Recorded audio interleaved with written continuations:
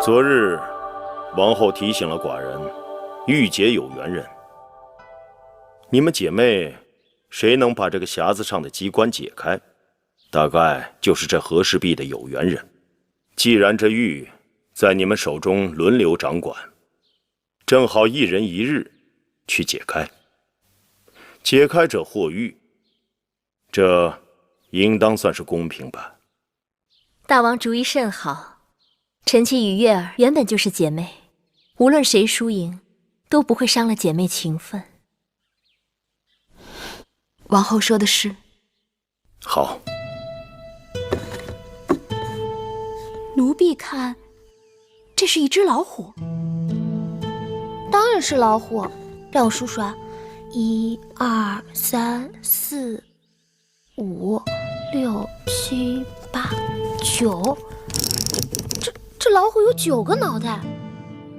有9个脑袋的老虎守着这块和氏璧，这是不是说，如果没有9个脑袋，就别想解开这个机关？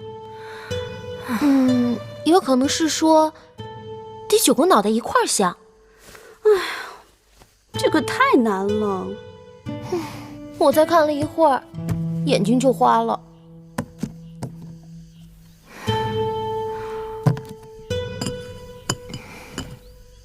珍珠，去找永相令，让他把宫内外最好的能人巧匠都找来。大王虽说让我和芈月分头动手，但没有说不可受他人指点。况且宫外见多识广的人多，总有谁能帮我打开这个机关。是。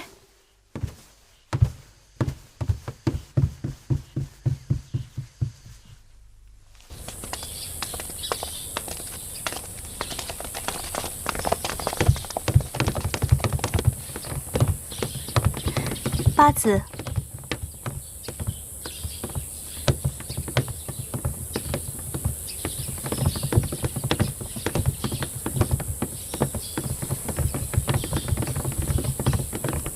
这2日，王后那儿人来人往，因为有赏钱，宫中一下子冒出不少自称懂奇门遁甲、阴阳五行的能人，不知这几位又是什么路数？函谷关刚刚开战。假若他们真的懂奇门遁甲，何不到函谷关去排兵布将，军功授爵得赏禄，还用得着为这几个赏钱绞尽脑汁？他们人多，或许能撞上呢。解机关又不是打狼，人多就能保证赢的。我看你呀，倒是不慌不忙的。我们走吧。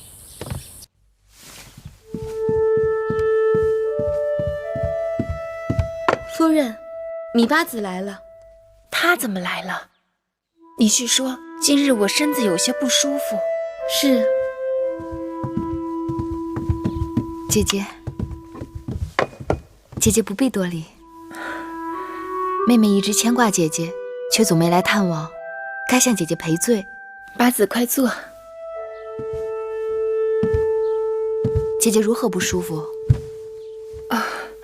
前几日我腰着了风寒，酸酸的疼，并无大碍。那姐姐不妨试试妹妹一秘方，用那山里的石吊兰和杜仲煎水，早晚各喝1碗，3、5日后定有成效。此话当真？奴婢腰疼时，八子就用这个偏方给奴婢治病，真的很有效。这2种草药都清毒祛湿，又随手可得，用起来方便得很。那我今日就差人去弄，如果治好了，当真要谢谢妹妹。姐姐太客气了。彩绿，快去太医院按这个偏方把药抓来。是。我听说大王让你和王后分别去解那碧玉匣子上的机关，姐姐猜你应当天天忙得很，怎么得空到我这来闲坐？做事若高下在心，事半功倍；若心中无数，则事倍功半。姐姐是宫中唯一知微知章之人，妹妹到姐姐这来闲坐，定不会空手而归。妹妹谬赞，磨刀不误砍柴工，妹妹的意思我懂。那和氏璧的匣子我看过了，实在是过于蹊跷，悟不出个头绪来。记得我儿时在楚国，曾见过公输班做的竹药，轻巧活络，不输真鸟。这几日我翻看墨子等书籍，还知道公输班做过不少精妙之物。我想那匣子会不会与公输班有所瓜葛？公输班早已驾鹤成仙，不过那匣子与他的传人有关，倒是有可能的。记得有人告诉我，公输班还做过一种暗锁，是用做木器的下脚料磨了磨，锯了锯，凹凸相对制成，一个个做成动物或房屋或器具。和氏璧的匣子该是道理相通。妹妹这么一说，还真是提醒了我。世人管那玩意儿叫鲁班锁，解起来颇费脑筋。你若是猜不透它的重要关节所在，费了多少功夫也解不开那把锁。是啊，那个匣子的重要关节在哪儿呢？奇异之物，自然要到奇异之书中去寻找。除了读庄子、墨子，还应当读一读那奇书之冠《山海经》。哎，你看这个了，这头一见这样的啊！是，看看啊，要解开它这不容易啊！再好好看看啊，看看。王后别发愁，依奴婢看，今日来的都是些有本事的人，重赏之下，定能破解这个匣子。不是来发牢骚，是想办法呀！哎呀，你这样不行，不可以下手太重。我算看清了，贪图小利都不会有什么大志。王后的意思是，这些人眼里只盯着我的赏钱，如何能指望他们？反正找不到解开的办法。我看应该是不如小机关把它给砸了。哎，这可使不得，这不可。伤到和氏璧怎么办？立刻使不得。王后，打探到什么？那个元儿是芈月那边做粗使的，我答应他事成之后转到王后跟前做使唤，并少不了他楚国家人许多好处。其实我也不用他做什么偷鸡摸狗的事，多长双眼睛便是。奴婢明白。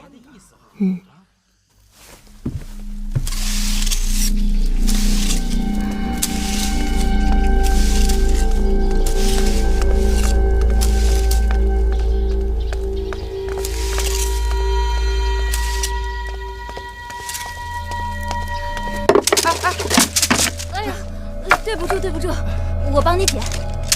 姑姑摔了我没什么，摔坏了八子要读的书简，那就麻烦了。八子怎么要读那么多书啊？这还算多呀！今日只是《山海经》就差不多装满了小半车，明日要搬《庄子》，10万余言，至少啊要1车了。《山海经》元儿，你怎么在这儿磨叽？后院还有活要干呢。是。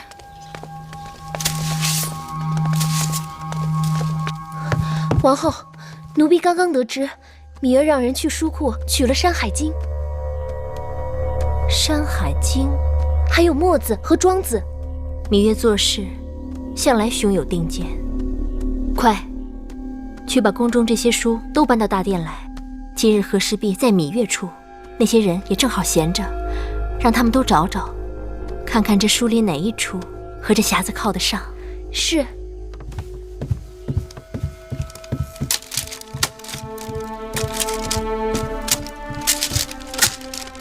月儿，喝点水。这都看了几日了，饭也没好好吃，觉也没好好睡的。这块玉真是害人不浅。姑姑，八子说了，最重要的是找出那只怪兽的出处。这匣子上4面都有只猛虎，每只猛虎都有9个脑袋，这一定有点什么意思在里面。有了，这只神兽是开明兽。什么？我念给你们听听，《山海经·海内西经》里是这么说的：开明兽，昆仑南渊深300仞，开明兽身大类虎而9首，皆人面，东向立昆仑上。 9个脑袋的老虎。一定是他，9个脑袋的老虎，开明兽。老人说，这昆仑天界有9道门，这开明兽是给天界守门的。对，庄子在大宗师里称他为奸物。既然他是为天界守门的，那让他来守这块天界宝玉，也是理所应当。这下好了，知道他的来历，破解这匣子的机关就容易了。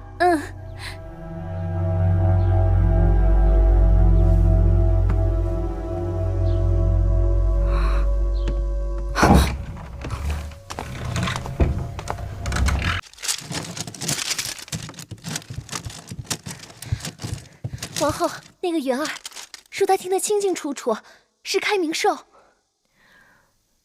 山海经》《海内西经》。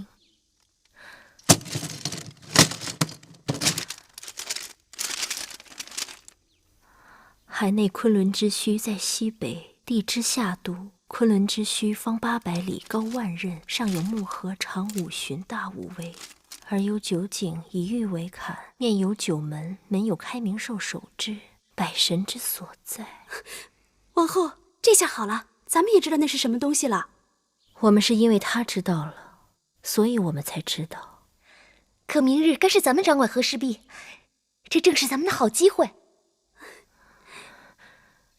去告诉我们请来的那些人，让他们用开明兽做引子，好好动动心思。明日若能解开机关，有重赏。是。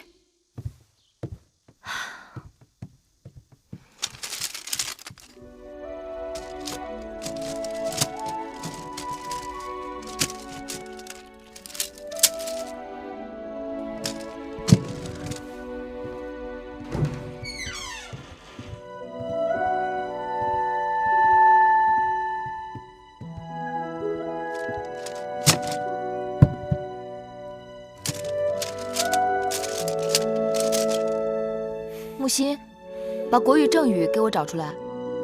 是。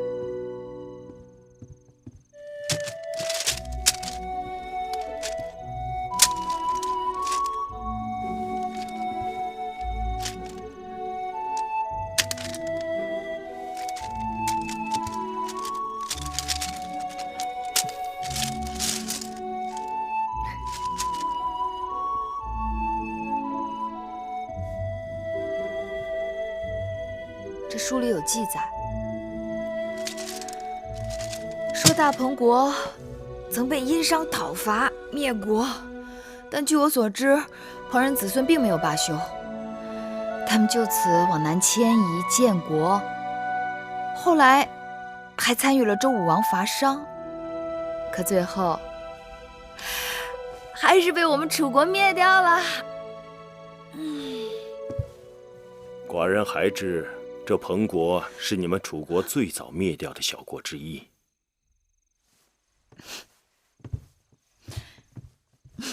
大王，寡人听说你为了这和氏璧已经废寝忘食，但是这个被你们楚国灭掉的彭国，跟这匣子有什么关系？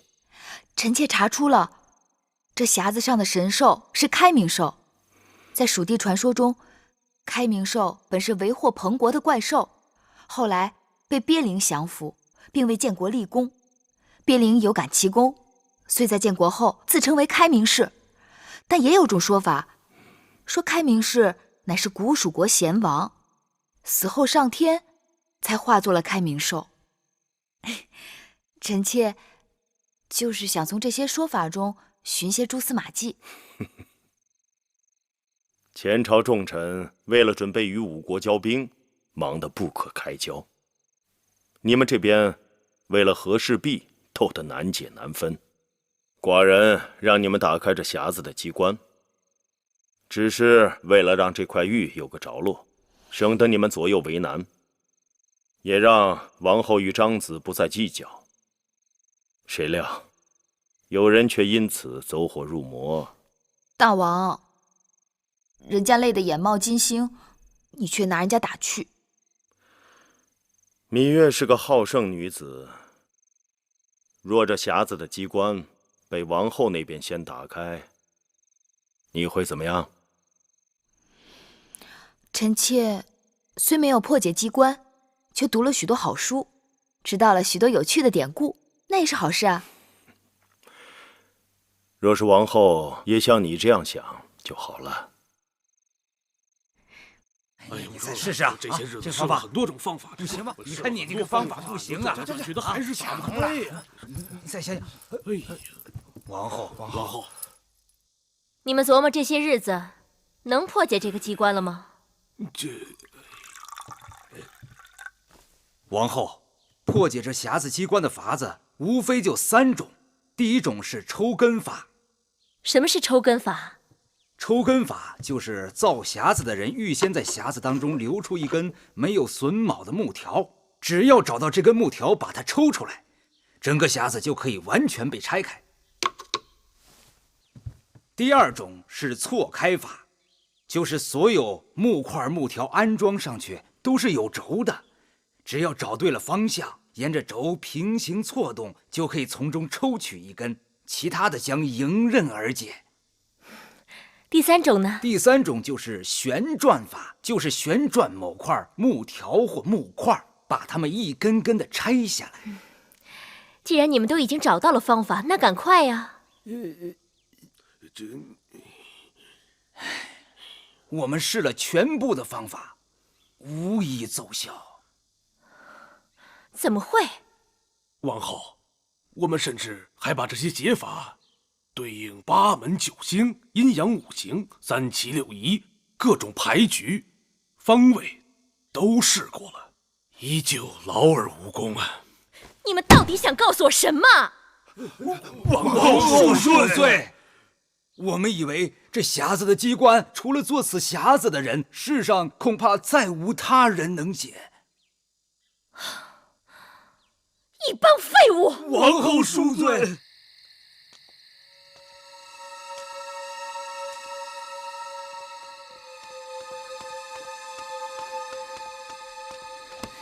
怎么来晚了？私下耳目太多，不得不当心。眼下可就全都指望你了，你一定要给我盯住了，千万不能让芈月那边先得手。你说事情完了，让我到王后身边伺候，那是自然。那还有我家里，放心吧，王后给楚王去了信，让他好生照顾你的兄弟和母亲。谢谢王后，请她放心，我元儿哪怕拼了性命，也为王后保住这块玉。好，退下吧。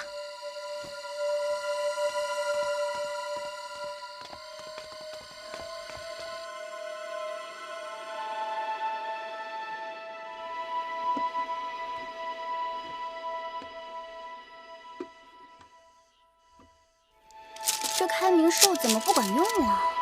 如果不是开明兽，难道还有另外一个长着9个脑袋的老虎？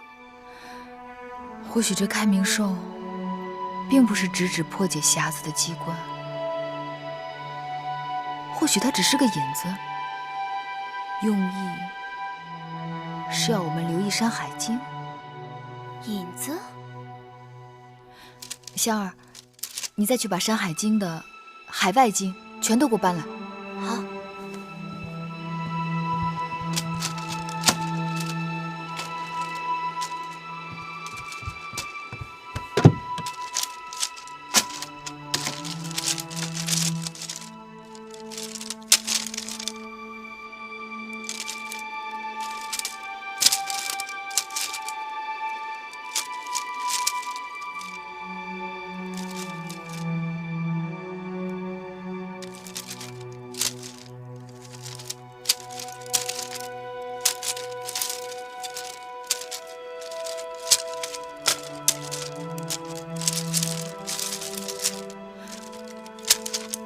果不其然，这海外南经、海外西经、海外北经、海外东经，各篇章都是以南字开头。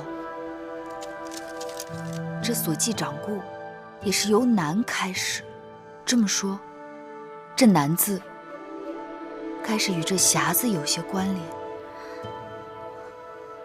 上南下北，这匣子的南该是在匣子的上边。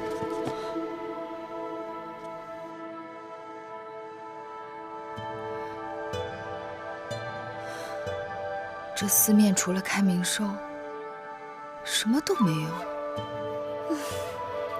姑姑说这块鱼害人，果然不错。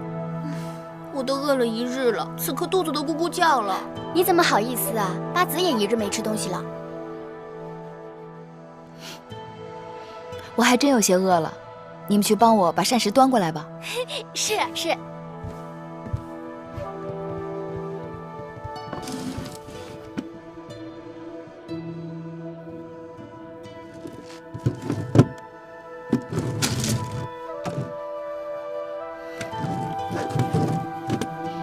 东西南北四宫，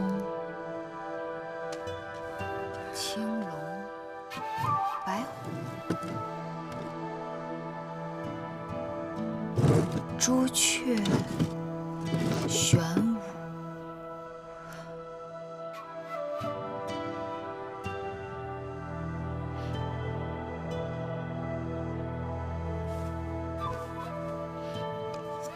这是什么？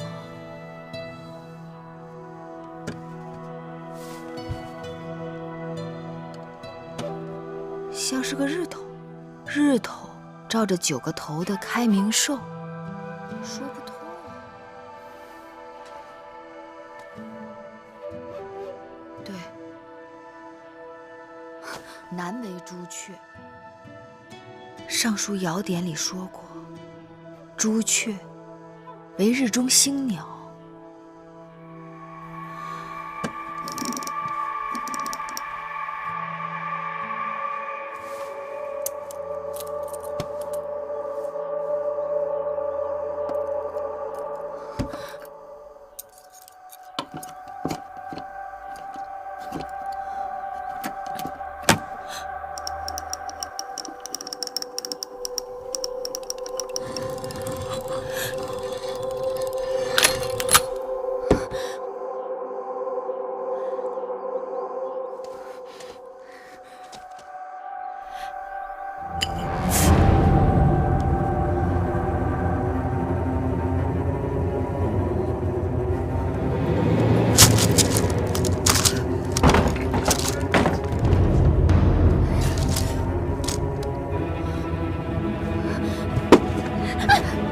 别碰那块玉，这玉有问题！别碰它，这玉有问题！别碰那块玉，玉有问题！女儿，你干嘛呀？你怎么拿着和氏璧？不要碰！玉里很多，不要碰！八子，八子，快来人呐！快来人呐！八子，八子，月儿，八子，月儿，八子，月儿，这是怎么了？快叫御医！好，月儿，八子。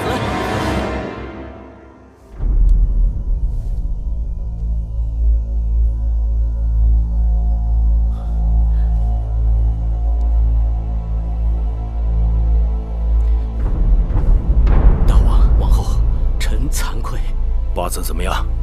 密八子是中毒了。什么毒？该是蛇虫之毒。你能确定？草木矿石之毒是吞服或吸入，只有蛇虫之毒是伤及皮肤和血脉。幸好他及时将伤口的毒液吮吸了一部分出来，否则怎样？非常危险。大王，八子是被装在匣子中的毒针刺中。这毒针又和匣子中的机关连接，机关破解，毒针跳出，想拿宝玉的人，无论是谁，都难以逃脱。那个偷和氏璧的人现在怎么样了？哦，那个侍女叫元儿，已经中毒身亡，已经死了。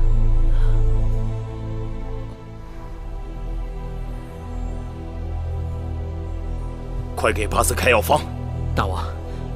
微臣只是初步判断密八子中的是蛇虫之毒，但却无法分辨出到底属于何种蛇虫之毒，是一种还是多种。这种蛇虫之毒，差之毫厘，谬以千里。若不能明确毒性，对症下药，只怕是适得其反呢。那眼下该怎么办呢？你是太医令，居然没有半点主张。臣先以连翘拔毒，再以犀角牛黄驱毒，但这些方法只能起到暂时的缓解作用，并不能真正解毒。若不能在3日之内找到解药，只怕什么？只怕米八子性命难保。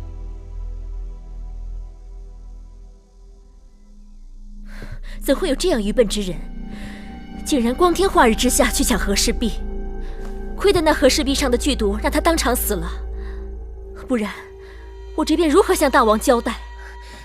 是奴婢用人不当，王后恕罪。你跟那个元儿见面，有没有被人碰到过？绝对没有。起来吧，看来这都是命。不知是谁这么狠毒。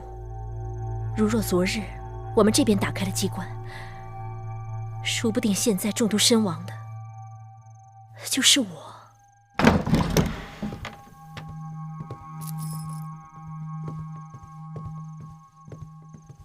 王后，我刚去西偏殿看过八子，他的情形越发不好了。我知道了，内毒听说好厉害，沾了必死无疑。王后这2日也没少碰那块玉，妹妹是担心会不会也或多或少沾上点儿。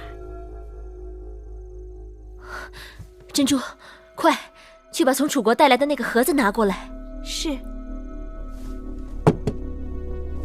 听太医说，芈月中的是蛇虫之毒。是，奴婢也听说了。这绿色乃解草木之毒，这红色是解矿物之毒，这瓶黑色的是给蛇虫之毒准备的回龙丹。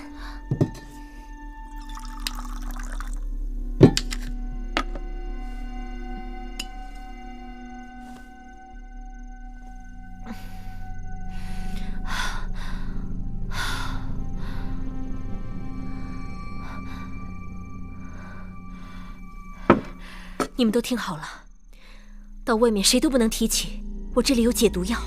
芈月这次自寻死路，我们当然犯不着救她。你们不懂，这药可以救命，也可以惹祸。救命不一定，惹祸却是一定的。是。夫人，孟昭氏来了。魏夫人，魏夫人，这下坏了，大王发脾气了，后宫都乱了。那和氏璧竟然会杀人，大王下令彻查。我已经听说了，听警士说，王后也吓坏了，她还吃了从楚国带来的解毒药。下一步会不会牵扯到我们？唉，是福不是祸，是祸躲不过。事情发生到这一步，也确实是出乎了我的意料。你赶紧回去吧，从今日起，紧闭门户，跟谁都不要再提起那个惹祸的东西。我们跟他从无关系，也什么都不知道。是。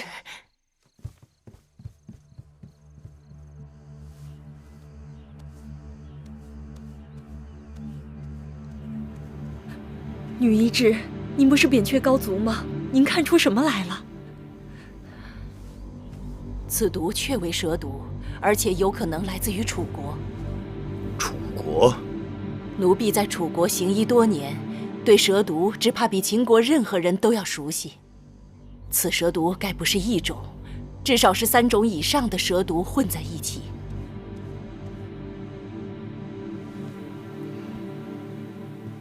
楚国的蛇毒居然进入寡人的后宫了。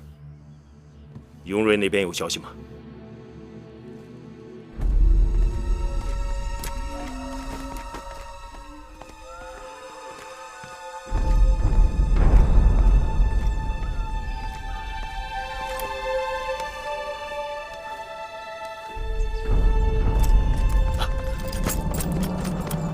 中行先生特立独行，神龛也可以当信使用。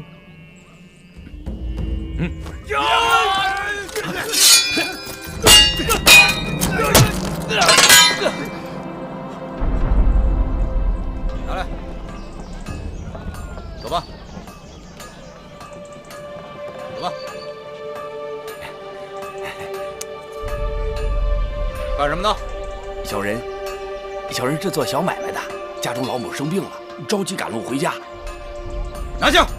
不是，我有什么错呀，官爷？中年肥胖，不是咸阳口音，想要出城的，全部扣留待审。带走！不是，官爷，我没犯什么错呀。大王，那个卖和氏璧的商人和他的背后主使中行期已经给抓回来了。抓了？是。问他们有解药吗？中行期虽很严，一个字不肯吐。倒是那个范谷什么都说了，他指天发誓说，不知道和氏璧有毒，所以根本就没有解药。老农派人在他的铺子里搜了个遍，也确实没有发现解药。下毒之人要防身，既然下毒，必有解药。寡人就不信这咸阳城里找不到解药。马上重审那个范谷，还有，让雍瑞一定要撬开中行期的嘴。是。还有何事？大王，雍大人跟老奴说，那个中行期曾经与张子有来往。此话当真？当真。让那雍瑞好好查查，到底怎么回事。是。据报，韩国已为大战制造弩箭40万支，长矛15万支。赵国征集战马2万匹，征兵8万；魏国也已征集重甲武卒1万人，战车2000架，征夫3万人，征兵10万。楚国更是答应20万兵马即刻出征，再加上燕国和齐国，诸国的兵马统共在60万之上。大王，我大秦眼下王军以及各封臣的兵马，能召集在一起的兵力也就20万，兵力部署明显寡不敌众。寡人知道了。甘茂，臣在。从今日起，由你带人按照户籍登记，除残疾外，征兵年龄降为15岁。臣领旨。司马错，臣在。寡人授你兵符，调动10万王军，立即进驻函谷关，操练布阵，准备御敌。臣领旨。楚立奇，臣在。你和宗室封臣们交涉，尽量筹集更多兵丁、马匹和粮草。臣领旨。宁华，儿臣在。你建造盔甲、弓弩、箭支、兵器。是。雍瑞，臣在。你除了给寡人盯牢各国的动向，还是先完成手中未完之事。遵旨。至于张相、张子，臣在。大王，张仪愿请命出使诸国。诸国联盟并非同筑之长城，张仪愿凭3寸不烂之舌撬开其中之缝隙，在大战之前为秦国赢得时间。此事寡人还要再思量一下。哎，张子，听说你也被卷入了这和氏璧的是非当中。哼，这和氏璧，说来惭愧，我跟他有不解之缘。难道当时张子就不疑心其中有鬼吗？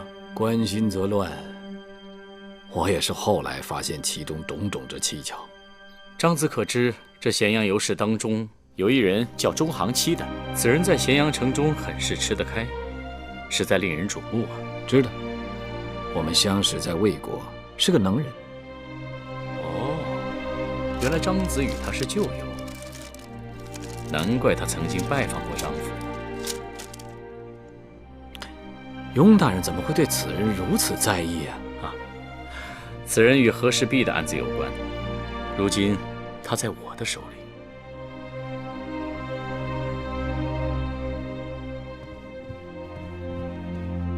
大王，你有何事？臣妾知道，大王为了八子心中焦虑，臣妾感同身受。寡人问你，到底有何事？臣妾想，这和氏璧送到宫中，要经过多少人的手，很难算计到一定会害到谁。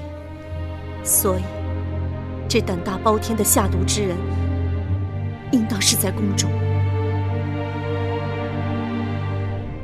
何以见得？大王不相信臣妾的话。眼下谈不上信与不信，你要拿出根据来。宫中若有人敢做这样的事儿，除非他手中早有解药，因为他在害人之前，首先要确保自己无恙。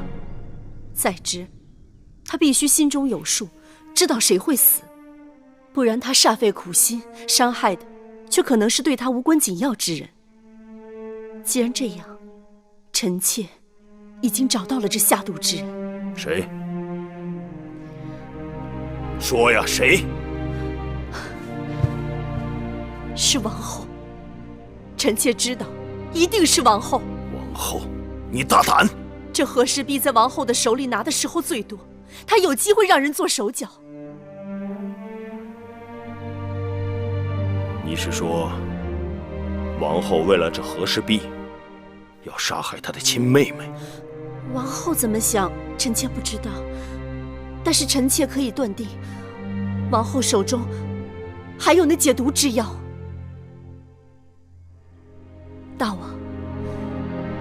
大王是否还记得，上次芈月临盆，王后昏睡不醒，就是吃了从楚国带来的安神药。王后的应女景氏曾经透露，王后有一只匣子，里面装的都是从楚国带来的所谓的神药。据说这些药十分的珍贵，连我们宫内的御医都没有见过，其中就有解各种奇毒之药。即便如此，也无法证明那里面有芈月所需要的解毒药。女医之已经断定，芈月所中之毒是楚国的蛇毒。芈月中毒当晚，王后被景氏提醒，怕自己也染上蛇毒，便换人拿来了那个匣子，吃了匣子里面的药。大王，臣妾猜测，那定是芈月急需的解毒药。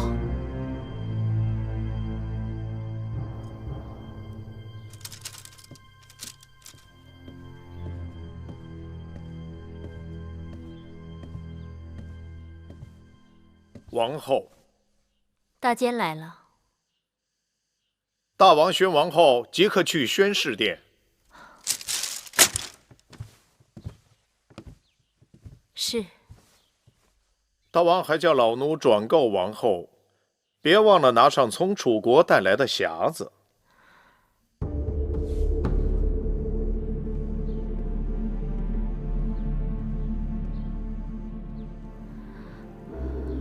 王后这几日好忙啊。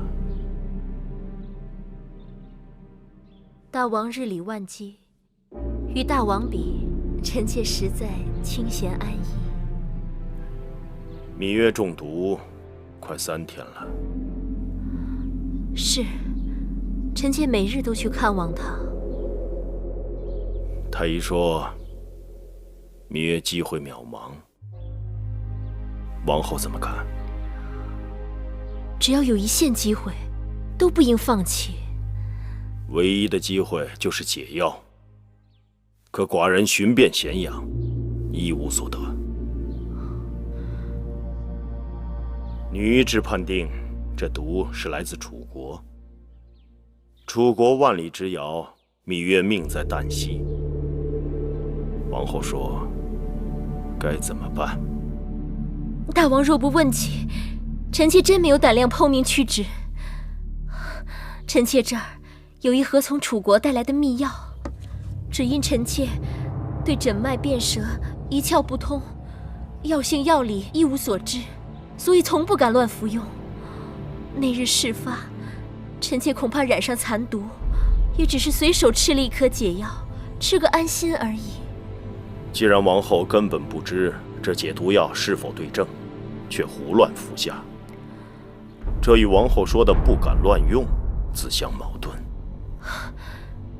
臣妾只是情急乱投医，错了怪自己。但芈月妹妹已被荼毒，臣妾怎敢拿妹妹的性命当儿戏呢？这话倒是有几分道理。把匣子拿来，给寡人看看。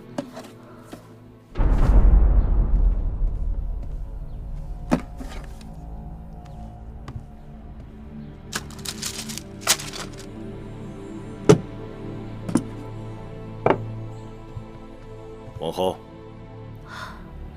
第二层，左下第一格。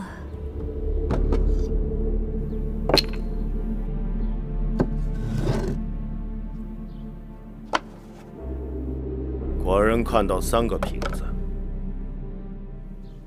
红的解矿石之毒，绿的解草木之毒，黑的解蛇虫之毒。王后果然了然于心，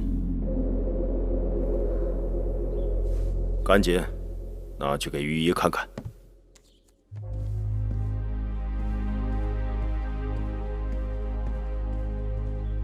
什么人这般多嘴，竟把王后给出卖了？不是孟昭氏，就是景氏，只有他们知道我们有这个盒子，知道里面装的是什么。若知道大王会查这个盒子，我该早早的把这解药拿出去。王后已经把解药给了大王，倘若这解药真的救得了芈月，那大王应该赏赐王后才是。恰恰相反，芈月若没有死，大王要抓真凶了。什么？王后的意思是？芈月中毒，整个秦国都没有解药，唯独我们有解药，怎能不让人生疑？难道大王会怀疑王后下毒？若是我也会怀疑。否则，哪有这么巧的事？那可怎么办呀？但愿解药并不对症。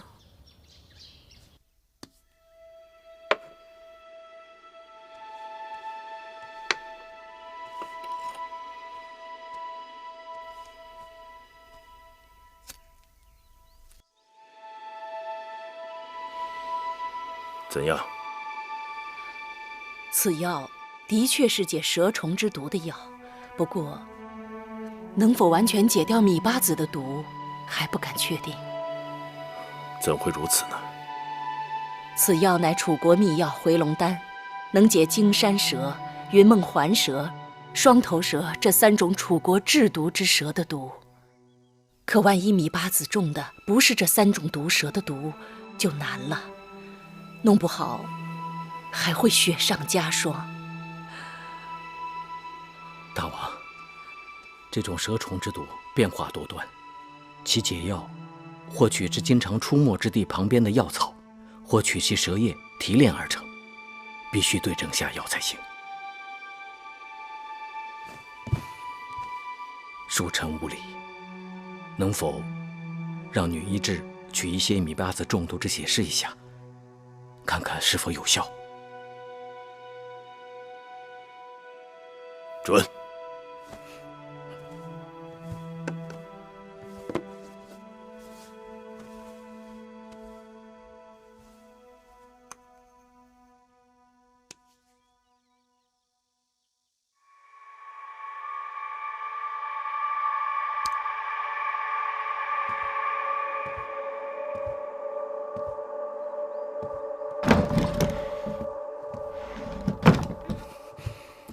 恭喜大王，此药完全对症，芈八子服药之后3日之内当能醒来。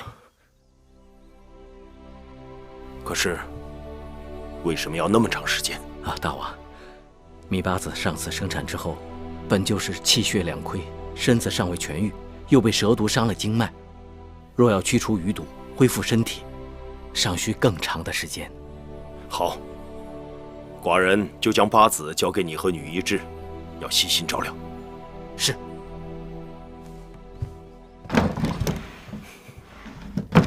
传我旨意，将王后所住交房殿即刻封殿。查禁之前，不许任何人进出。是，大王。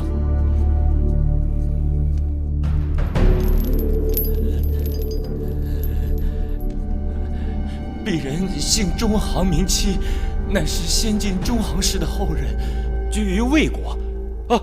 我与张相、张仪是旧相识，我们不要东拉西扯，先说说和氏璧的来历。那和氏璧乃是1月之前张相亲手交给鄙人的。哼，信口雌黄！张相何来的和氏璧？数年前，张相为何弃楚入秦？天下人皆知啊，乃是因为楚国令尹昭阳丢失了和氏璧，而张子是唯一的嫌疑。假如真是张仪偷到了宝玉，那和氏璧如何从郢都到的咸阳？张子在得到和氏璧之后，因昭阳调查甚严，无法将和氏璧带出关卡，所以先将和氏璧藏了起来。此后借着楚国嫡公主与秦国联姻，乃将和氏璧混在了嫁妆之中，避过关卡，带入秦国，由张相自己收藏着。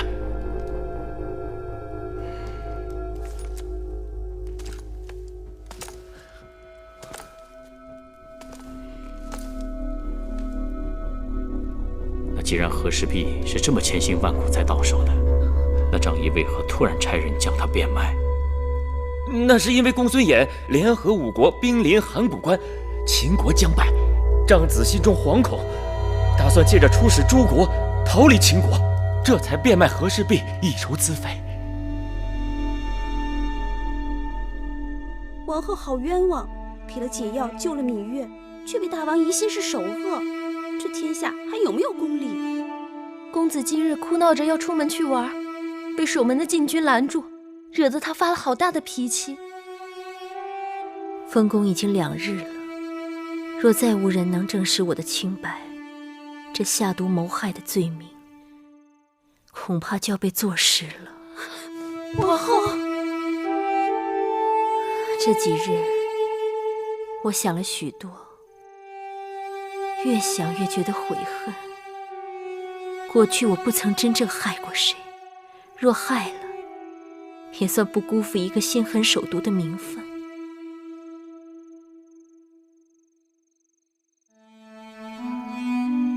你们跟着我这些年，忠心耿耿，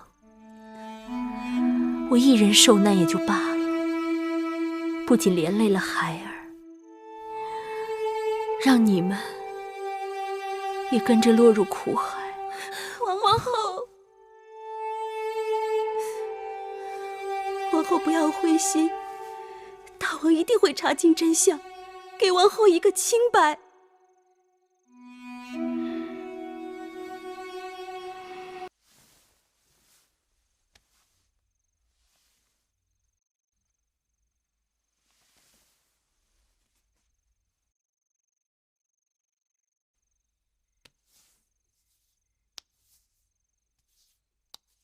是君臣之间必以信，是夫妻之间必以诚。眼下寡人到底是疑心太重，还是真的无人可信？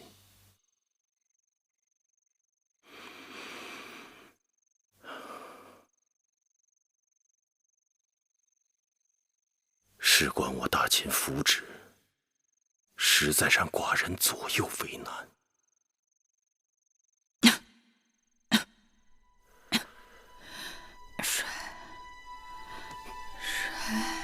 芈月，芈月，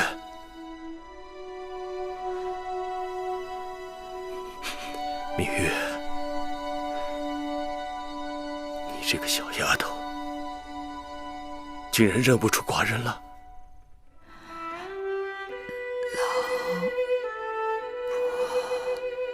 来人！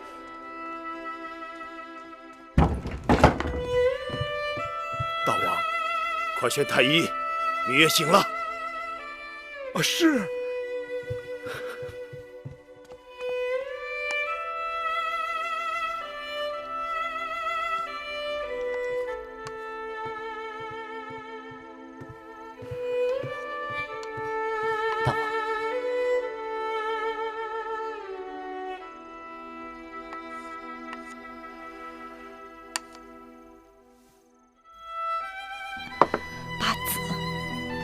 这身子还没好呢。这就是和氏璧。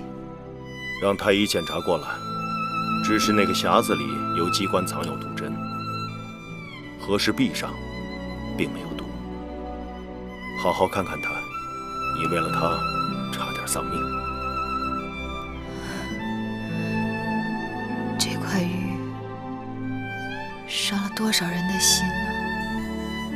卞和曾抱着璞玉，在楚山下去见楚厉王、楚武王，可玉宫没一口咬定这是块普通石头。结果2代君王均以欺君之罪砍下了卞和的左右脚。卞和抱着璞玉在楚山下痛哭了3日3夜，眼泪流干了，流淌在宝玉上的全是血。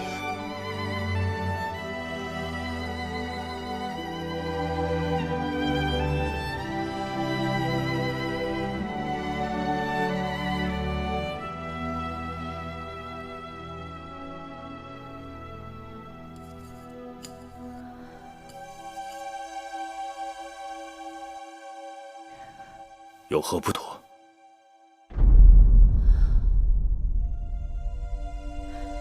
快过，把它拿走。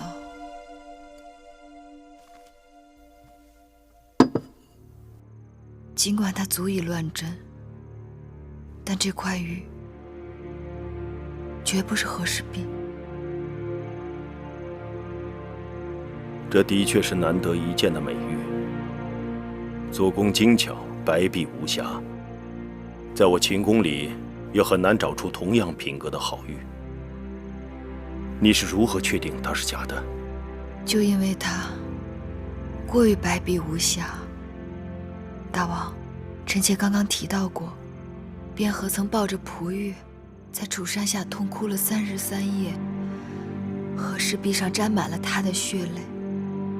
此玉有灵性，卞和的血泪即刻沁入玉中。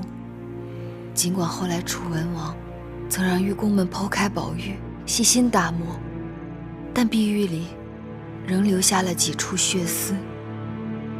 屈子曾在朝阳家欣赏过这块宝玉，说那发丝般的血迹一般人很难发现，但放在光亮之处却尤为明显。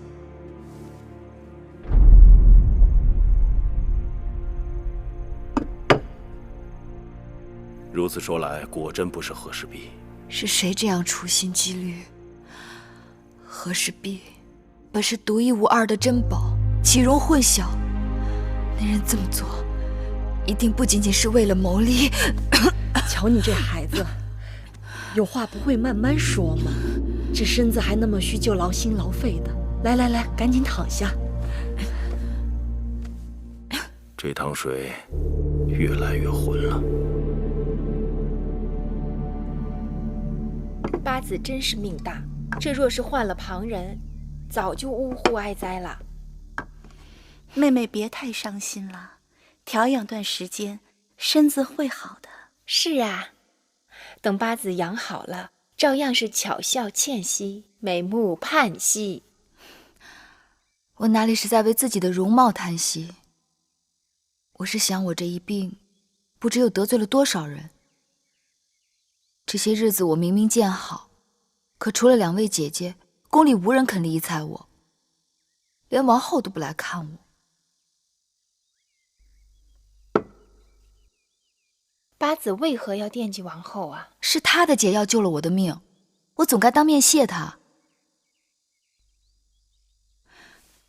你们这是齐心要瞒我什么？前些日子我命如寒蝉，岌岌可危，宫中一定是发生了什么事情。女医治说了，你全身经脉均伤，要心无旁骛才能调养好。等过些日子你腿脚利落了，再知道也不迟。姑姑这么一说，我就更躺不住了。你们若不告诉我，我去问大王。哎，八子真是倔强，你赶快躺好，我慢慢说给你听。你呀，就不要想着惦记王后了，更不要在大王跟前提及王后。如今，王后已是戴罪之身。怎么回事？这件事情只有大监最清楚，我们也是从他嘴里听到三言两语，才略知眉目。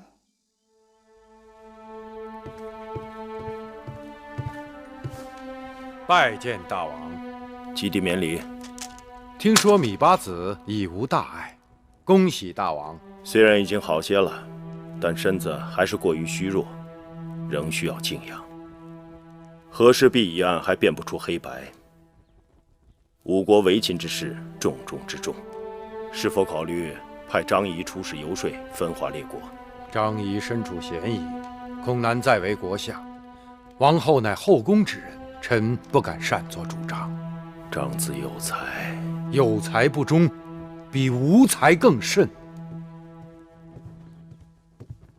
大王，芈八子来了，说要急事求见大王。老奴让他在外候着呢。他这么弱的身子，为何到成明殿来？说是关于和氏璧毒案。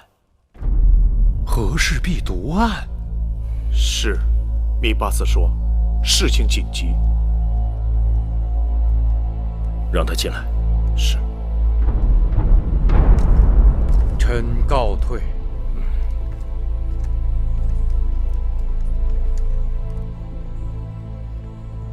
大王，过来。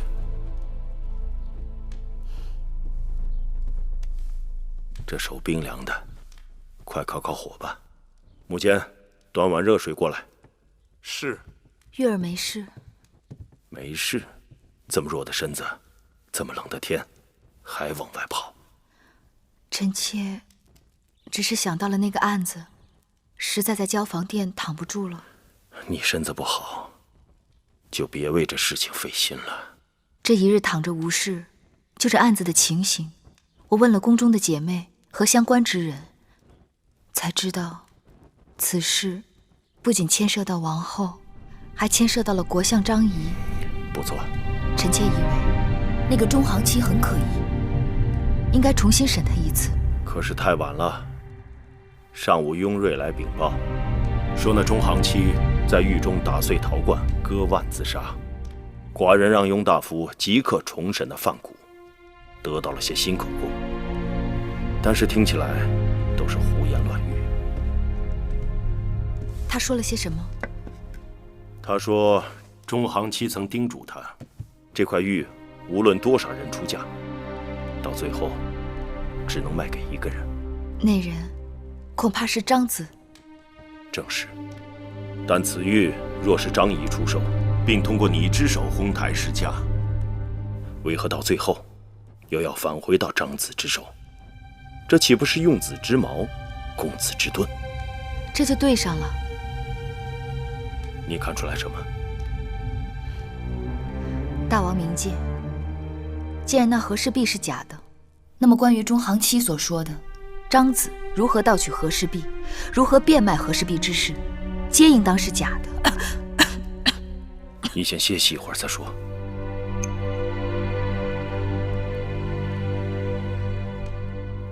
既然他们为了设计张仪，那匣中的毒针很可能就是针对张仪，对方必是知道张仪的过去，也知道他会对和氏璧耿耿于怀，所以将毒针藏在匣中暗算。我和王后半路相争，和大王让我们破解匣子的机关，大约都在他们的算计之外。只因他们有备而来，当毒针刺中我和元儿，大王彻查抓住中行期后，他们马上又用了苦肉计，把脏水泼到张仪身上。张子无辜，却是有口难辩。这个雍瑞是如何审案的？差点误了寡人的大事。这也怪不得雍大人，那中行期一伙早就做了算计，又抱着必死之心，只怕换个人审，其结果都是一样的。但那蛇毒来得奇怪，你和王后相争和氏璧，你中毒以后，王后就赶紧吃了解毒药。她是秦宫中唯一有解毒药的人。大王，一事且归一事，就事论事。就算王后有杀我之心，我也不能落井下石，指黑说黄，明知其冤，却因为私人恩怨而私心窃喜。金山蛇、云梦环蛇、双头蛇，乃是楚国3种最毒的蛇。楚国宫中藏有这3种蛇的蛇毒，而宫中秘制的解蛇毒药回龙丹，也是针对这3种蛇毒而提炼的。所以王后的药正巧能解此毒，但未必王后就是下毒之人。依你之见，谁该是下毒的人？臣妾后来又将那假和氏璧拿来细看，发现不但玉质绝美，而且做工精致，都堪为杰作。和氏璧为传世之宝，假和氏璧可以以假乱真。臣妾以为那始作俑者一定是曾经持有过和氏璧之人。这么说，此人应该是来自楚国。说起楚国，臣妾首先想到的是楚王，但楚王天性糊涂，并不是阴毒设计之人。令尹朝阳，可能是他，但不仅仅是他。诸国兵马联手攻秦，楚国派朝阳当统帅，朝阳自然立功心切，但朝阳的性情一贯暴躁，并不工于心计。这种连环计环环相套，朝阳背后必有高人。那人记恨张仪，忌惮张仪之才，欲除之而后快，利用朝阳和和氏璧行此诬陷之计。寡人知道那个高人是谁了。大王的意思是？公孙衍。大王怎能如此肯定？公孙衍与张仪有深仇大恨，朝阳不过是误会张仪盗了和氏璧，但公孙衍却一直以为是因张仪的到来而失去寡人的倚重，最终弃秦投魏。公孙衍虽有才华，但心胸狭窄，计较善妒。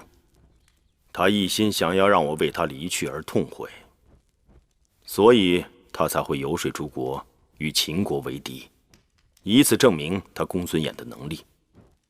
他设计假和氏璧的圈套，既是为了陷害张子，使得君臣相疑，同时也是暗喻寡人不知见识人才，不懂辨认珍宝。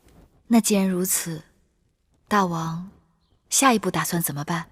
大敌当前，寡人本拟让张仪去诸国游说，分化列国，但眼下既然对手如此记恨惧怕张仪，那更应该反其道而行之，重用张仪，游说分化诸侯，让公孙衍的计谋不能得逞。士可杀不可辱。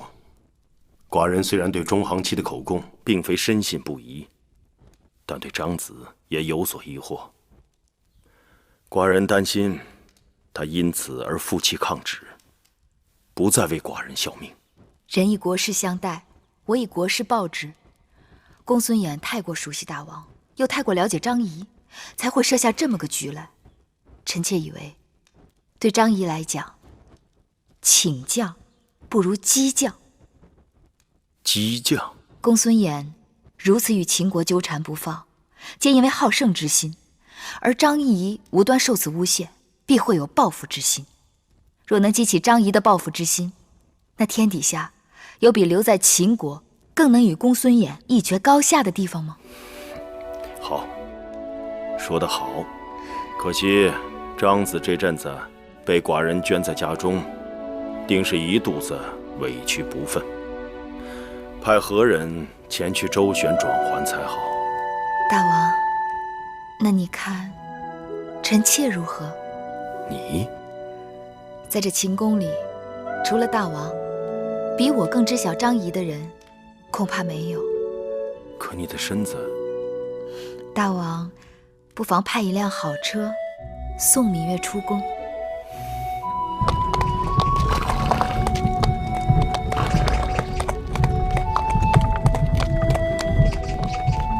都撤了。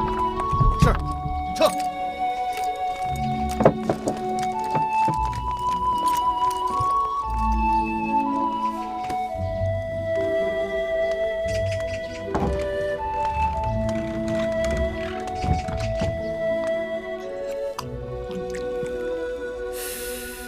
张相在家吗？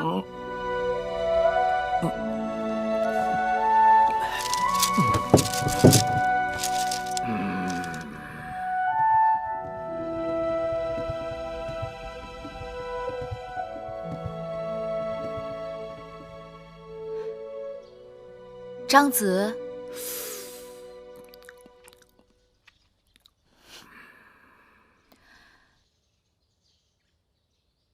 姑姑，这屋子里的味道太难闻了。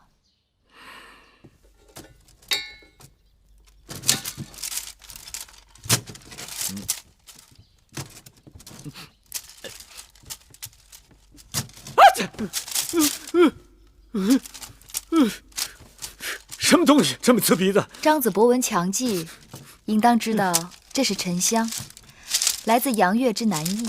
什么花儿香啊草啊，跟我张仪都无缘。你们弄这些东西来做什么？张子身为国相，肩负大秦重任，可这屋子里却有股萎靡不振、气息奄奄的味道。我非铜胶铁铸，我乃肉体凡胎，当萎靡时则萎靡。至于气味不好闻，没人替我打扫。你以前那些个小童仆都去哪儿了？何况你身为国相，我听说大王曾送你数名美姬服侍。张仪倒霉，没人来陪啊！自从那日大王说要派人把守相府，回来我就让他们全都走了。我可不愿意整日看着他们在我面前愁眉苦脸的。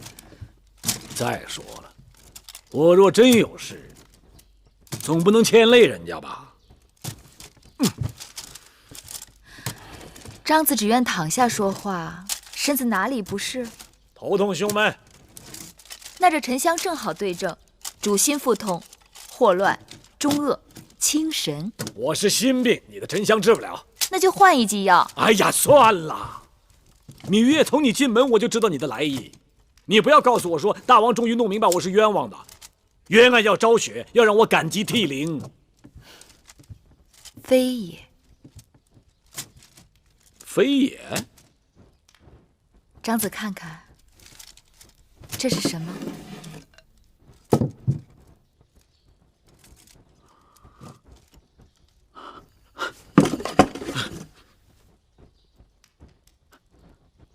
和氏璧。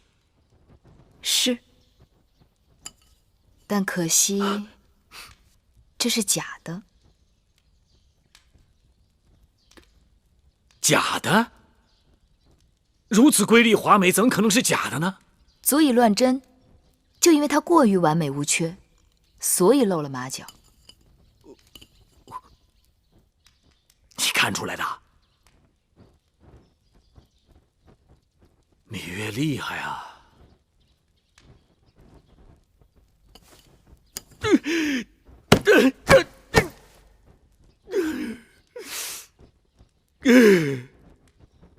张子为何捶胸顿足？像我张仪这辈子，几次三番被这东西差点害得丢了性命。今日第一次见到真面目，还是个赝品。张子以和氏璧为仇，但我认为，恰恰是和氏璧成就了张子。哎呀，你不要再取笑我了。老子曰：“福兮祸所伏，祸兮福所倚。”任何事情都有福祸两面。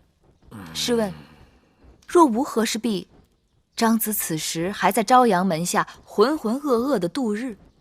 因为有了和氏璧，才把张子逼到绝处，因而走出楚国，成为秦国国相，一怒诸侯惧。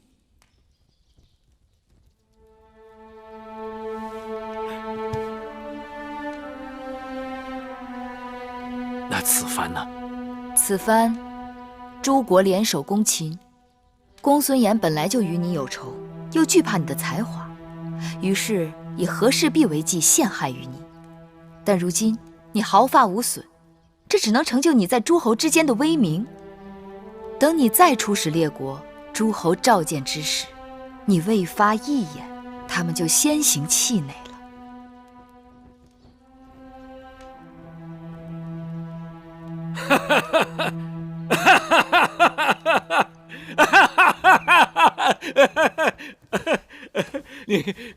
明月说得好。我张仪若说我心没动，那是假话。那张子……来人，来，给我更衣，我要进宫见大王。来人呐！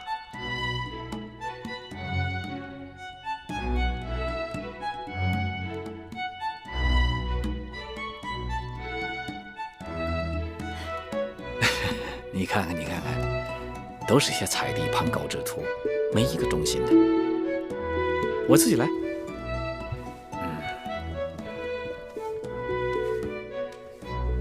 拿来。什么？诏书令符啊。这个见了大王自然会有。大王为何没让你带来？你亲自面对大王，才好讨价还价。我不可越俎代庖。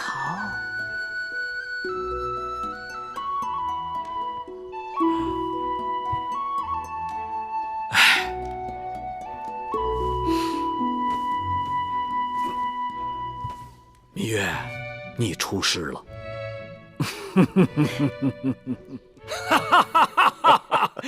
大王，此番出国已经对我大秦举兵，全有赖张子前往各国游说分化，解我大秦之困局。张仪义不容辞。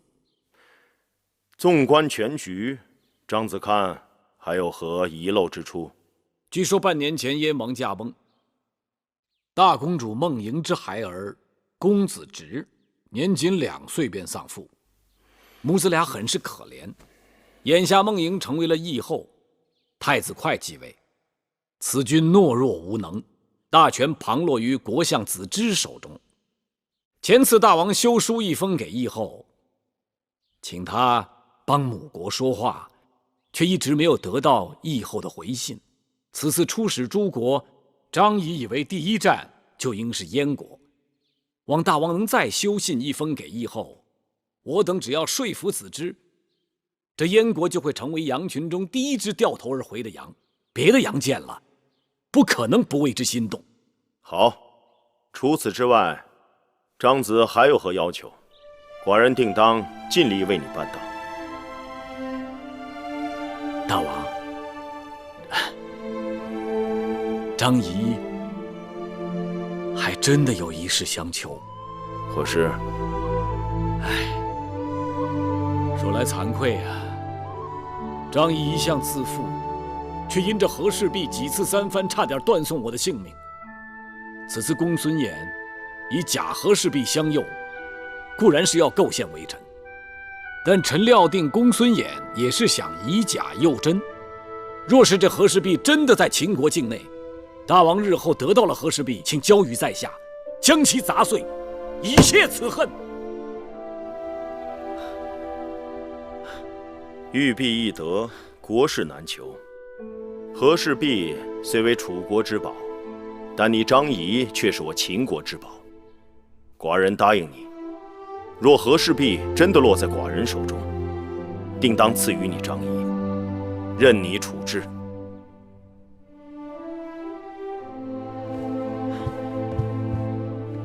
是为知机者死，张仪愿为我王效命。好。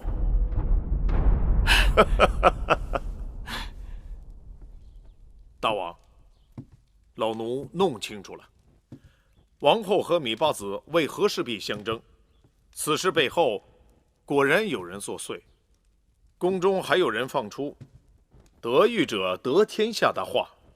谁？孟昭氏。但在背后怂恿他的，好像是魏夫人。魏夫人历来与王后不和，她浑水摸鱼，还到寡人这里来出手王后。也正因如此，才救了芈月一命。但那孟昭氏是王后的应氏，她与魏夫人怎么会联手？有人唯恐寡人的后宫不乱。大王，公子华求见。让他进来。是。孩儿拜见父王。华儿，你怎么来了？孩儿这几日苦思冥想，让工匠将我秦军的盔甲进行调整。如何调整？比如说步兵，他们的前胸、后背、肩膀易受攻击，其甲衣由前甲、后甲和披帛等3部分合成。那骑兵必须便于骑射，其甲衣就比较短小，仅到腹部，没有披帛。还有车御，他们的手、臂、颈易受攻击。孩儿让其甲衣不仅有前甲和后甲，还有手甲、臂甲以及盆领。好，华儿真能干。函谷关大敌当前，孩儿愿为父王分忧解愁。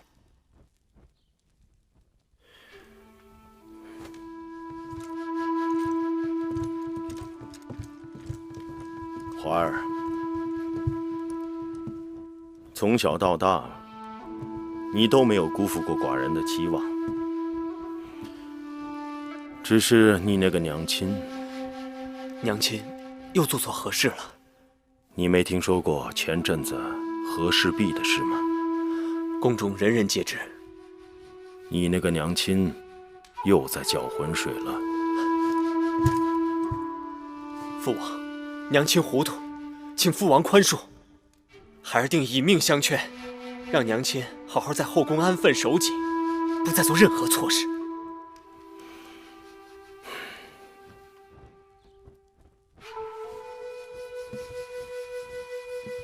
那就最好了。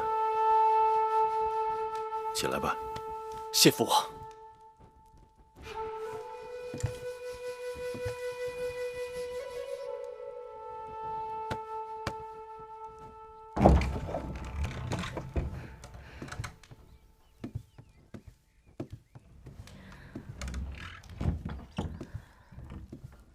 老奴拜见王后。大监不必多礼，有什么话直说吧。王后以为老奴要说什么？芈月中毒，大王寻找摄局之人，因为臣妾是宫中唯一有对症解药之人，瓜李之嫌，难证清白。大王要臣妾担责，臣妾就担；大王要臣妾的性命，尽管拿去。王后觉得委屈，臣妾有口难辩。大王英明，并未轻易定案。大王禁足王后，派人封闭交房殿，也是为了谨慎起见。王后不管是否冤枉，但同样要提防别人栽赃陷害。芈八子身体康复后，了解此事，亲自破了和氏璧的迷局。他向大王力证，王后与此事无关，因此大王口谕，派老奴前来，撤了交房殿的侍卫。是芈月亲自向大王力证？正是。这怎么会？王后，这就是说，大王相信王后是清白的了。是啊。除此之外，老奴还有一句告诫。大监请讲。秦宫历来清静，既无什么秘制，也无什么神药，宫外不洁之物带入宫中，那就是惹祸的根源。人往往是先自侮，而后遭人侮之；假自毁，而后遭人毁之。王后还是要事事严谨为好。老奴告退了。多谢大监提点。王后，大监是什么意思？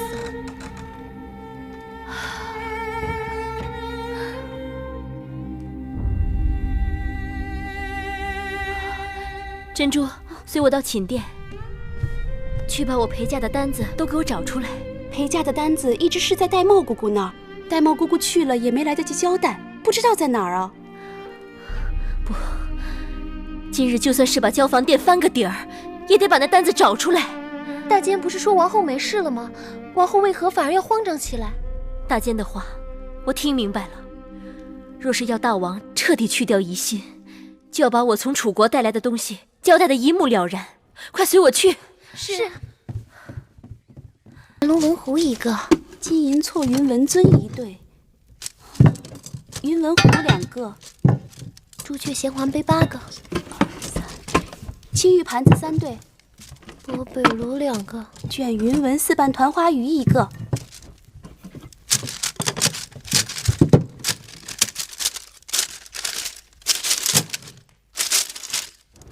大王，这是王后送过来的陪嫁清单。看来王后还是用心良苦啊。王后派人视察从楚国陪嫁过来的嫁妆，她下令让她的应侍们也都要自己清仓查库。芈月嫁到秦国时囊空如洗，就不用查了吧？是。但另外2个应侍，他们2个在楚国都是有点背景的。那个景氏，他的族兄好像就是楚国才子景差。如今他怀有身孕，不能辛苦。你派2个能干的去给他当帮手吧。是。至于那个孟昭氏，就是朝阳老贼的。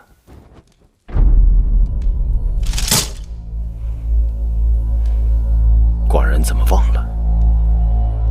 孟昭氏就是楚国令尹朝阳的亲侄女。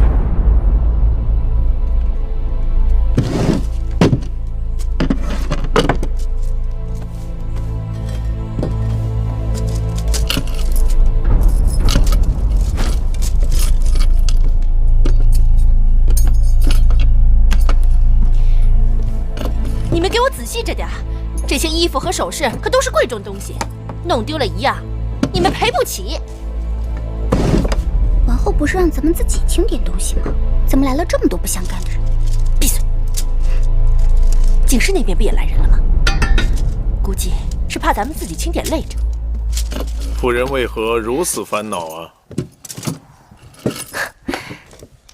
大姐，我又不是王后，有数百车的陪嫁，就这么点东西，犯得着翻那么仔细吗？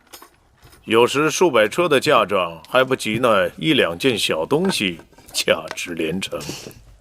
大姐，您这是说笑吧？你们可找到什么了？大姐，你看，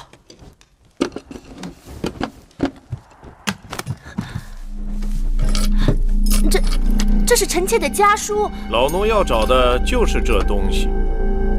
看来，夫人，你要跟老奴走一趟了。大姐，都这么晚了，您这话什么意思？孟昭氏，大王有旨宣你问话。为什么？见了大王不就知道了吗？请吧。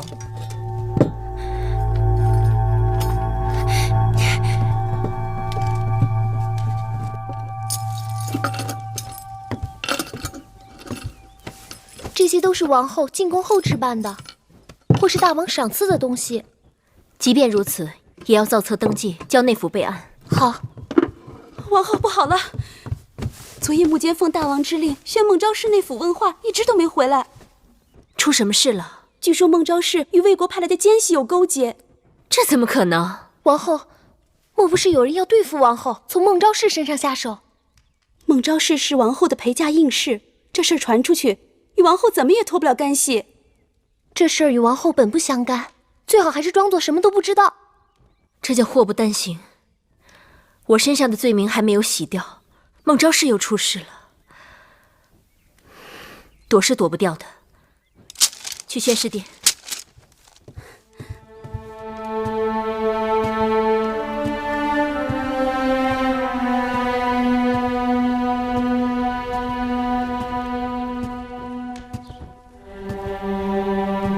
罪妇芈姝参见大王。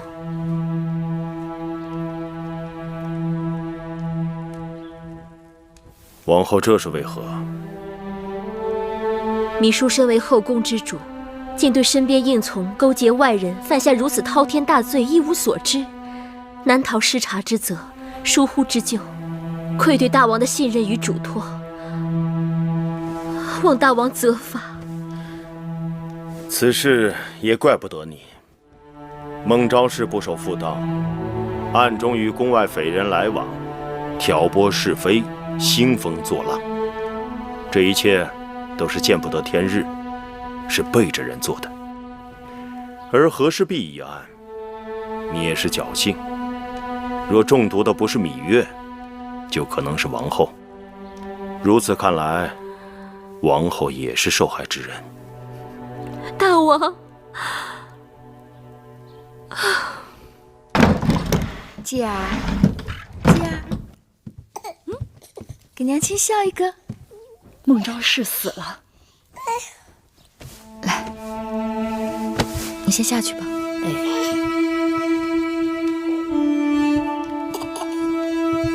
走喽。他是怎么死的？听说孟昭氏是被大王给刺死的。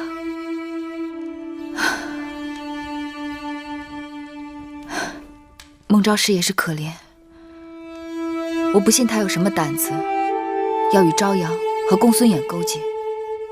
他的初衷也只是想在后宫争个高低位罢了。锦诗也跟着毁了。大王下令赐死孟昭氏，锦诗吓得当夜腹痛不止，孩子早产，生下来不到半个时辰就没气了。因为孟昭氏是王后的陪嫁应试，这般寒冷的天气，王后竟粗麻素衣，赤着双脚到宣誓殿去请罪。幸好大王明察秋毫，倒也没过分责怪他。人在后宫，如周行江湖，到处都是暗礁潜流。纵然自己小心，也难免会有翻船的时候。是啊，陪我去看看王后吧。王后，芈八子来了。王后，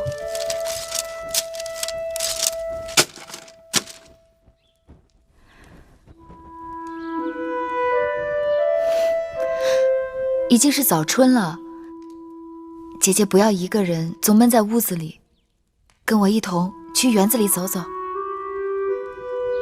昨日刚下了大雪，冰封千里，哪里有春意？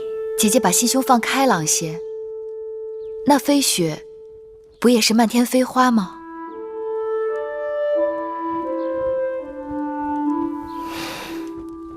可惜各花入各眼。姐姐，好了，上次之事，谢谢你在大王面前替我开脱。珍珠，去把我那件披风拿来，我也跟着八子出去透透气。是。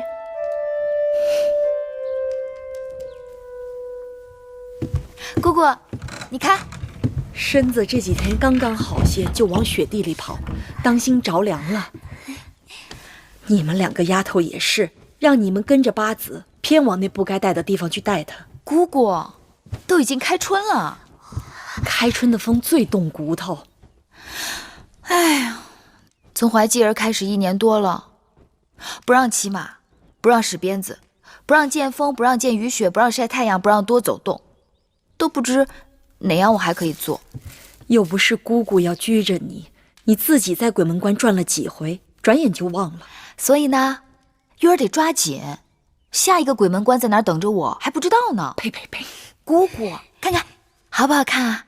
好，这要是在咱们楚国呀，满山遍野的都是，到了秦国就显得金贵了。前2年我求着大王从汉中移来了这几10棵梅树，今年还是头一次开花呢。开了花也不给寡人通报一声，连个谢字都没有。大王，臣妾这是才看到，刚刚摘下这几枝，正打算让人给大王送过去呢。还是你自己留着吧，元日刚过不久，放在屋里也添些喜气。哎，仙儿慧儿，你们多带些人过去，多摘些，给王后和其他几个宫的夫人送过去，让大家也天天喜气。是。大王今日怎么有空到臣妾这来了？刚才在王后那里坐了坐，顺便过来看看你。函谷关集结了大量秦军主力，军中粮草吃紧。王后提出用自己的陪嫁首饰筹备军粮，没想到王后真是深明大义。函谷关那边怎么样了？函谷关连日大雪，近日接到战报，各国兵马中只有韩、赵、魏3国兵马抵达了函谷关，燕国兵马尚未出动，楚国20万大军走到半路，突然说因为太冷没有冬衣，不肯再前进一步。2日前，司马将军趁着大雪，夜袭了魏国的粮草大营，烧掉了他们的粮草，并意外虏获了几名监造弩机的韩国工匠。大王的话让臣妾想起一件事：孟莹嫁入燕国那函谷之地3载有余，刚开始燕国那边还常有书信来往，自从燕王驾崩后这半年多，怎么变得渺无音讯了？是啊，寡人心里也惦记得很。张子不日便会到燕国都城，他定可以见到孟莹，带回音讯。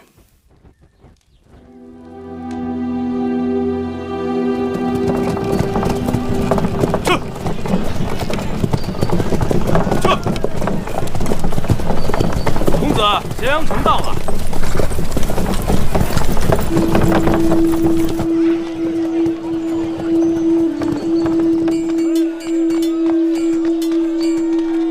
先生是来住店的啊！你们秦国大王招贤纳士，我会在你们这儿住一阵子。哎，里边请。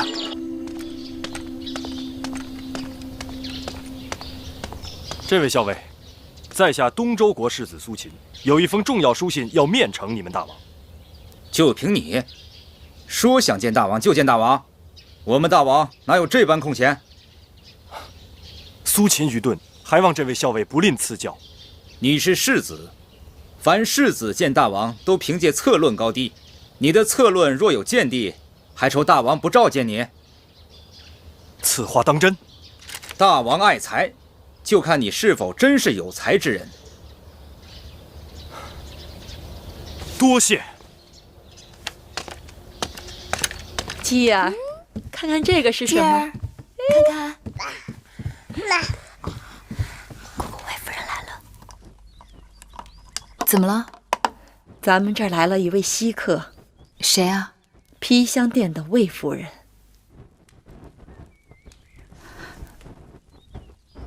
请她进来。是。继儿，继儿，继儿，继儿，乖。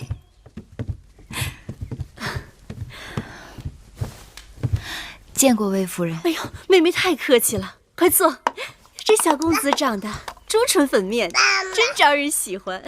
你看，你看这孩子一点都不认生。小孩子心里是最干净的。是，小孩子的心是最干净的。他该午睡了，把公子抱出去吧。是，走喽。哎，走。哎呦，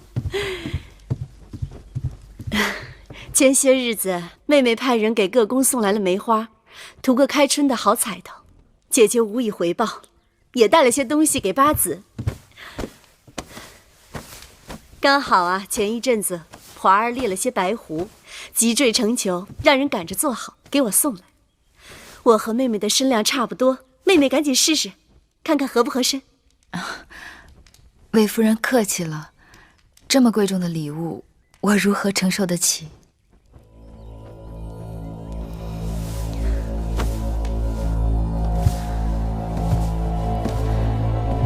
我是特地来向妹妹道谢的。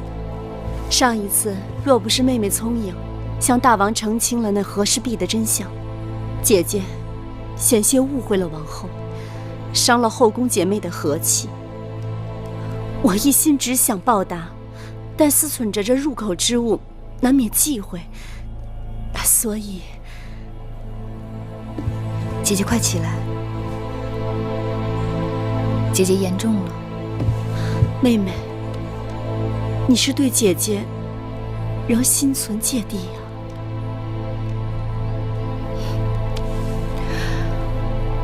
魏夫人若是真心，这声谢我收下了，但狐裘还是请魏夫人拿回去吧。这，妹妹，你这不是拒人千里之外吗？夫人刚才说了，这狐裘是公子华对夫人的一片心意，我怎敢随意夺取？公子华孝顺，是魏夫人的福气。我也盼望着继儿有朝一日能长大成人，如公子华一般建功立业，得一方封地。自此，我也就一生无求了。我跟妹妹的想法一样。哎呀，只可惜他人对我误会已深。妹妹，你若不念旧恶，不计前嫌，姐姐愿与妹妹亲如手足。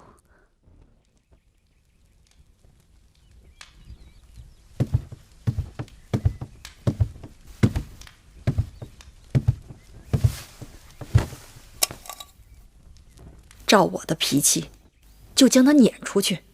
他那次几乎害了你和小冉的性命，如今拿一件狐狸皮就想糊弄过去，哪儿那么容易？或许魏夫人想做个洗心革面的人，在宫外面也许有，但后宫里头不会有。亏你没收他那件衣服，不然我还真得一把火烧了他。说什么入口之物难免忌讳，当年你娘亲就是穿了一件微后送来的锦袍，弄得生不如死，否则……八子，姑姑为何这么不开心呢？没什么开心的事儿。谁说的？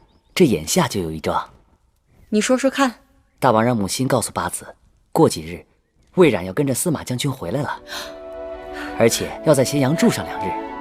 大王要他回函谷关前进宫看看八子，让你们姐弟团聚一番。姑姑，小冉要回来了。是，小冉要回来了。小鸟飞，小鸟飞，要吗？要吗？母亲说过几日，这都过了几个几日了，小冉为何还没有回来呢？小冉就算回到咸阳，还得跟着司马错将军忙碌军务，闲暇了才能来看我们。小冉那么大点孩子，上沙场不哭就不错了，还能忙碌什么军务呀？难怪一路都在打喷嚏啊！原来有人在背后说我坏话呀！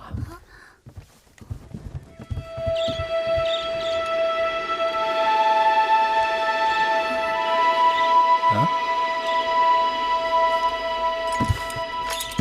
哎，不认识了。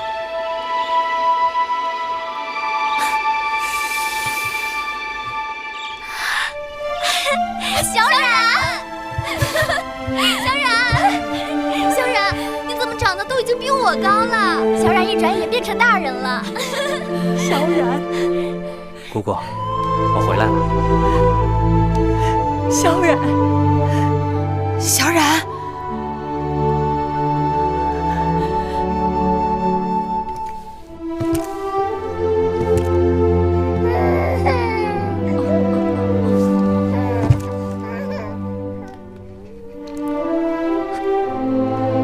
姐姐，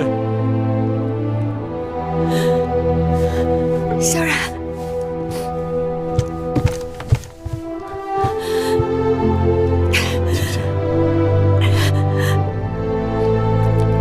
小冉想念姐姐。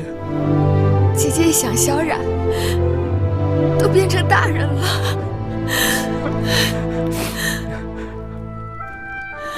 小冉，你看这是谁？真是继儿，快叫舅舅！继儿，继儿，我当舅舅了，我当舅舅了。来，继儿，继儿，姐姐觉不觉得继儿跟我小时候有些相像？可不是，都说外甥像舅舅呢。不过介儿可千万不要真的像我。小冉从小到大，给姐姐、给姑姑添了多少麻烦，惹了多少祸事。小冉，让姐姐好好看看你。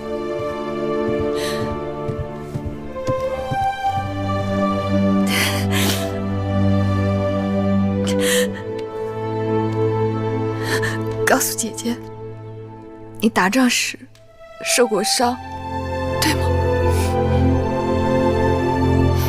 我知道你吃过许多苦，还不愿意说。你过的是刀头舔血的日子。姐姐希望我做个驰骋疆场的男子汉，小冉从来没给姐姐丢人。这次随着司马将军去袭击魏国粮草大营，小冉又立了军功。函谷关那边战事如何了？楚国兵力正在函谷关外集结，幸好楚离子刚刚带着12万的增援人马抵达函谷关，那这仗就好打多了。哎，对了，找什么？我那包袱呢？啊，在这儿呢。哦，好，来，这些东西啊，都是要交给姐姐的，都是小冉军功受赏得来的。有金，还有功勋田，不过只有10亩，还望姐姐不要嫌弃。哦，这2块玉也是我在疆场上得来的，就算作是给继儿的见面礼吧。小冉，这些东西我带在身上也不方便，以前还要托放在别人那儿，这次总算能见到姐姐一面，就都带过来了。傻孩子，姐姐这里什么都有。我知道，但这些都是小冉用性命给姐姐挣来的，以后小冉还要挣更多，给姐姐，给姑姑，还有继儿。好，那姐姐先给你收着，再给你添上一些，等着将来给你娶媳妇儿用。姐姐，慧儿，把衣服拿来。是。姑姑和姐姐给你做了几件新衣，你在外行军作战，千万别受寒了。哎，看着就暖和。小冉，姐姐几年前给你的东西，你可妥当收着了？姐姐说的是《孙子兵法》13篇。正是。放心吧，小冉一直缝在贴胸的地方，有空的时候就拿出来看看。他可是我随身不离的先生，我要时常向他请教呢。那是大智慧，会让你受益匪浅。小冉明白。来，试试。好，试试。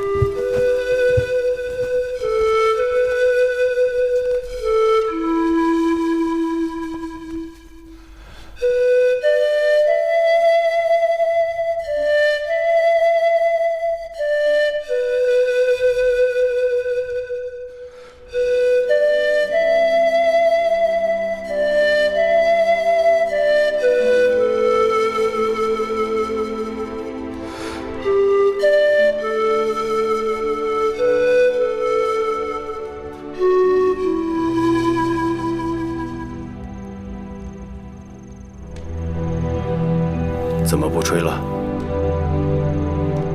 许久不吹，都忘了曲调。曲中有些呜咽之声，甚是悲凉。排箫的心是空的，芈月的心也是空的，彼此两相依。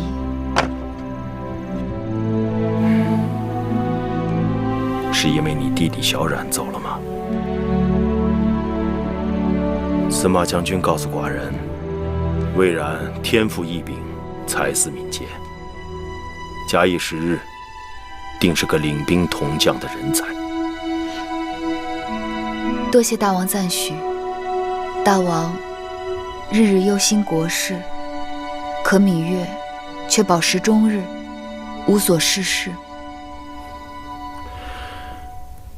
寡人心中想起一事，或许芈月可为寡人解怀。还记得四方馆吗？那些世子天天雄辩，很多都会写成策论，有些优秀之作会送到宫里来。可是遇上函谷关战事，军情紧急，这些策论都放在那儿蒙尘了。你若无事，可以去替寡人看看这些策论，挑选分解。而且这些策论诸子百家俱有，五花八门的理论相互攻击，倒可让你增长见识，辨别蛊惑之言。真的？寡人何时骗过你？芈月，多谢老伯。为何要谢老伯？周有太任，善教文王，可谓良母；亦有一将辅佐武王，可谓贤妇。月儿不才，月孝先贤，为夫君分忧，也为将来教导继儿，增长见识。既然丫头喜欢，就这么定了。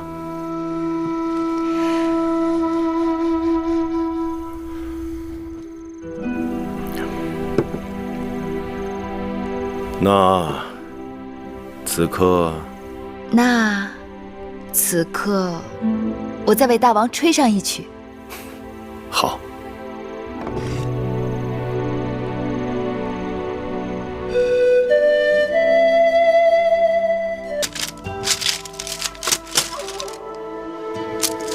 珍珠，给我。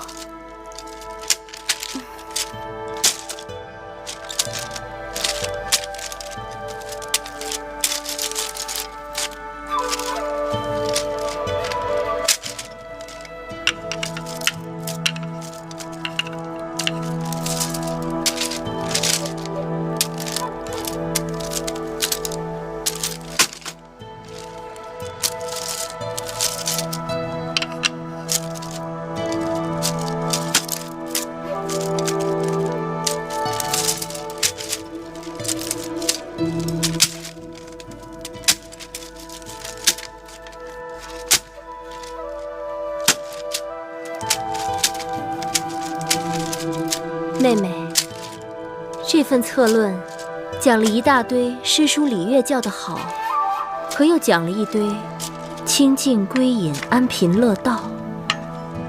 这世子说他是儒家，可我看他反倒像是道家。儒学中有多个学派，我想这个世子推崇的，该是儒家中的颜氏之儒。颜氏之儒。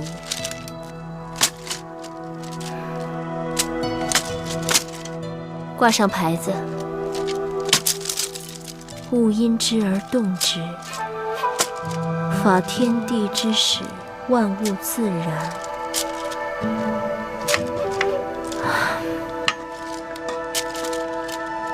甚至不得不然而为。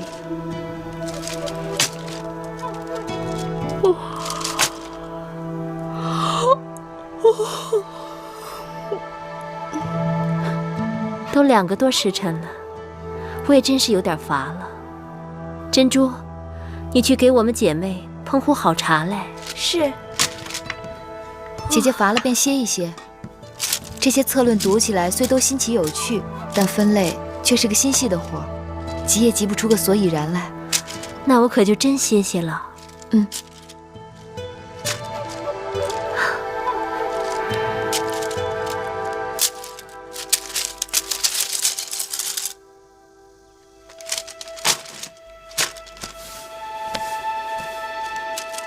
父王，出何事了？大公主有难了。